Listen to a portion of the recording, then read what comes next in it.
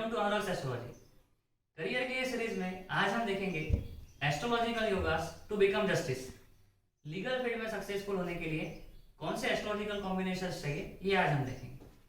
दोस्तों, legal field में successful होने के लिए मकर लग्न बहुत हेल्पफुल रहता है, क्योंकि लीगल फील्ड में सक्सेसफुल होने के लिए सैटर्न एक बहुत ज्यादा इंपॉर्टेंट रोल प्ले करता है। और मकर लग्न में अगर लग्नेश सैटर्न ये उच्च का हो जाए, एक तो लग्नेश भी उच्च का हो गया, उसके साथ में सैटर्न भी उच्च का हो गया, तो मकर लग्न वालों को और कुंभ लग्न वालों को बहुत फेवरेबल रहता है लीगल फील्ड में सक्सेसफुल होना। तो दोस्तों, यहाँ पे अगर मकर लग्न में शनि उच्च का हो जाए, क्योंकि शनि ये लीगल फील्ड को रिप्रेजेंट करता है। और दोस्तों, अगर 10th हाउस का कनेक्शन, क्योंकि 10th हाउस जो होता है हमारा हाउस ऑफ प्रोफेशन है, अगर 10th हाउस का कनेक्शन, जैसे कि यहाँ पे 10th हाउस का लॉर्ड है वीनस, अगर 10th हाउस का कनेक्शन 6th हाउस से या 12th हाउस से हो जाए, जैसे कि वीनस अगर यहाँ चला जाए या तो वीनस यहाँ आ जाए। दोस्तों, 6th हाउस और 12th हाउस क्यों?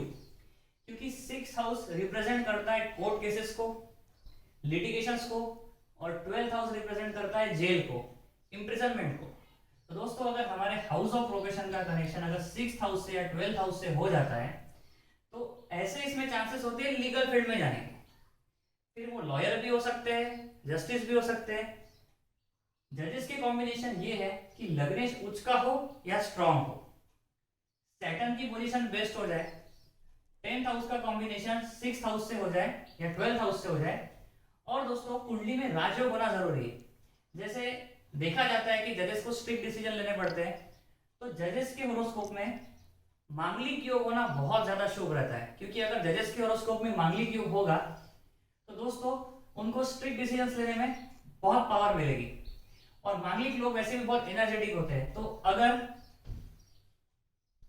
कुंडली में केंद्र में रोचक राजयोग बन जाए, अगर केंद्र में नहीं भी बन रहा है, अगर केंद्र में मंगल ना हो, तो कहीं भी कोई भी एंगल से कुंडली में मांगलिक अगर कुंडली हो जाए तो भी जस्टिस बनने के योग रहते हैं। दोस्तों, ये एक बेसिक पॉइंट हुआ, जैसे कि जेएमएफसी जुडिशियल मैजिस्ट्रेट क्लास 1 के लिए मैं बोल रहा हूँ। इससे भी हाई जाकर अगर किसी को देखना है कि हाई कोर्ट जजेस के होरोस्कोप में क्या कॉम्बिनेशन होते हैं, सुप्रीम कोर्ट जजेस के होरोस्कोप में क्या कॉम्बिनेशन होते हैं, दोस्तों उन लोगों के कुंडली में लग्नेश तो उसका होता ही है, लेकिन इसके साथ एडिशनली बड़े राजयोग भी बनते हैं। तो बड़े राजयोग कैसे? जैसे 9th हाउस का लॉर्ड है बुध, 9th हाउस का लॉर्ड 10th में चला जाए, बुध यहाँ चला जाए, 10th हाउस का लॉर्ड 9th में आ जाए, शुक्र यहाँ पे आ जाए, 9th और 10th का एक्सचेंज होना बहुत जरूरी है। और कॉम्बिनेशन ऑफ प्लैनेट्स, जितने प्लैनेट 7th हाउस में रहेंगे उतना ज्यादा होरोस्कोप को स्ट्रेंथ मिलेगा।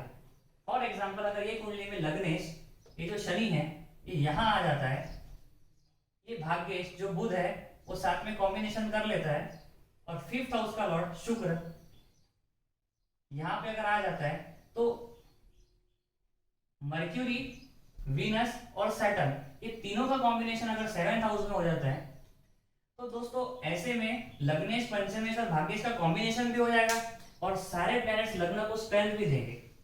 दोस्तों, ऐसे कंडीशन में होता है कि ये लोग जजेस के आगे भी बहुत बड़े बड़े प्रमोशन पे और बड़े लेवल के जजेस बनते हैं। दोस्तों, इन शॉर्ट, जज के कुंडली में सैटर्न का स्ट्रॉन्ग होना बहुत जरूरी है, 10th हाउस का कनेक्शन 6th हाउस से होना जरूरी है, और अगर कॉम्बिनेशन ऑफ प्लैनेट्स रहते हैं, जैसे कि 2-3 प्लैनेट एक साथ आ जाते हैं, अगर लग्नेश के साथ उनका कनेक्शन बन जाता है, तो ऐसे लोग इजीली जज बन सकते हैं। जय श्री कृष्ण।